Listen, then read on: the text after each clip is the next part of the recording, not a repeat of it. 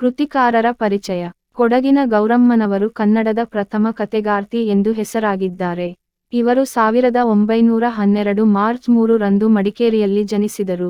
ಸ್ವಾತಂತ್ರ್ಯ ಆಂದೋಲನದ ಸಂದರ್ಭದಲ್ಲಿ ಮಹಾತ್ಮ ಗಾಂಧೀಜಿಯವರು ಕೊಡಗಿನಲ್ಲಿ ಪ್ರವಾಸ ಕೈಗೊಂಡಾಗ ಅವರನ್ನು ತಮ್ಮ ಮನೆಗೆ ಬರಮಾಡಿಕೊಂಡು ತಮ್ಮ ಆಭರಣಗಳನ್ನೆಲ್ಲ ದಾನ ನೀಡಿದರು.